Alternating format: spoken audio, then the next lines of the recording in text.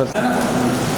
ये और गांव का पूरा है, वो छाप बिलोना कर रहे हैं, है ना। ये खेती बाड़ी का ही है कि लोग खेत में काम कर रहे हैं। और इस कलाकार हैं, ठीक है, और महाराष्ट्र का कलाकार है। अच्छा, हाँ, टेराकोटा आर्ट। ठीक है, शुक्र।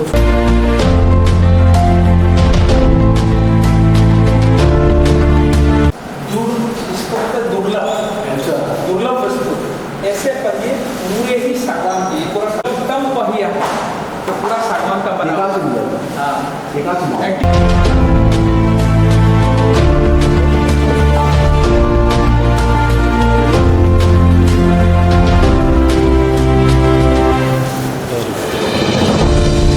गोविंद गुरु जनजाति विश्वविद्यालय बांसवाड़ा के इस जनजाति संग्रहालय में हमने जनजाति क्षेत्र की कला संस्कृति की विलुप्त होती संस्कृति की जो विभिन्न प्रकार के जो सामग्री है उसको संग्रह करने का प्रयास किया है, और जनजाति संग्रहालय भोपाल की तर्ज पे हमने इसको बनाने का प्रयास किया है। इसमें सबसे पहले जनजाति रहन सहन और खान पान की वस्तुओं को हमने संग्रहित किया है।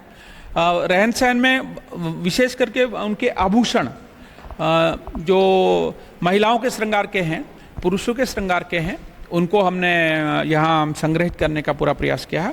उसके बाद उनके कपड़े, जनजाति समाज में विशेष करके भील समाज में किस प्रकार के पुरुष और महिलाएं कपड़े पहनती है और शादी के समय पर वर वधू किस प्रकार के कपड़े पहनती है, उसको हमने यहाँ संग्रहित करने का प्रयास किया है।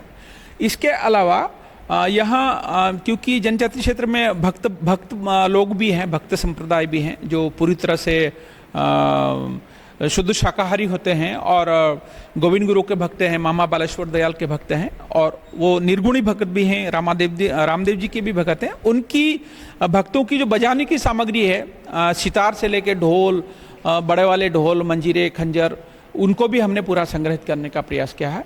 इसके अलावा खान पान की जो समस्त सामग्री है, छाछ बिलौना करने की सामग्री है, उनका आवास की सामग्री है, और यहाँ के जितने भी स्वतंत्रता सेनानी हैं वागड़ क्षेत्र के, उनको ही हमने यहाँ बनाने का प्रयास किया। इसके अलावा अनाज संग्रहण की समस्त प्रकार की कोठियाँ हैं, पुराने समय की बैलगाड़ियाँ हैं। इसके अलावा उनके जो हथियार होते थे उनको भी हमने संग्रहित करने का प्रयास किया है।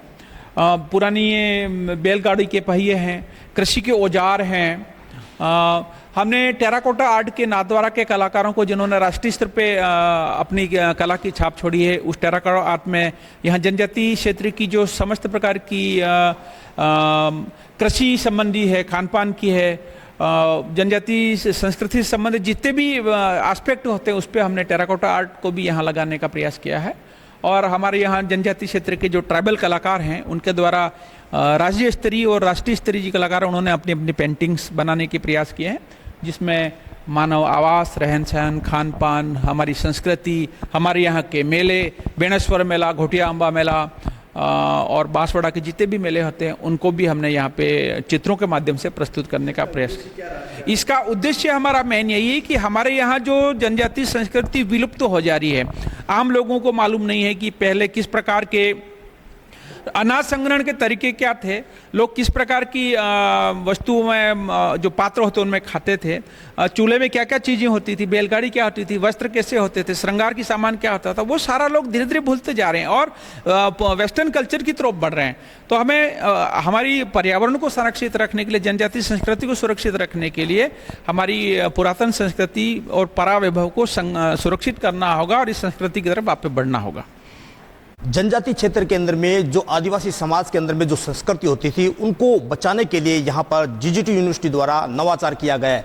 नवाचार की अगर बात करते हैं तो पुरानी जो संस्कृति होती है उनको यहाँ पर अलग अलग दृश्य के अंदर में दर्शाया गया। देखेंगे तो यहाँ पर किस प्रकार से जो पहले शादी होती थी वो इस तरीके से होती थी और यही जो बैलगाड़ी होती थी इसी में बैठकर दूल्हा दुल्हन जाते थे और दुल्हन के घर तक पहुंचते थे। दूसरी अगर और बात करते हैं संस्कृति की तो वागड़ के कल्चर की जो संस्कृति है उनकी अगर और बात करते हैं तो जो हथियार होते हैं, उनके खान पान के रहस्य होते हैं, उनके मकान होते थे, उनको तमाम प्रकार की जो उनकी संस्कृति थी उनको यहाँ पर संग्रहालय के अंदर में एकत्रित किया गया और यहाँ से एक संदेश दिया जा रहा है कि आदिवासी समाज के लोग पहले कैसे रहते थे।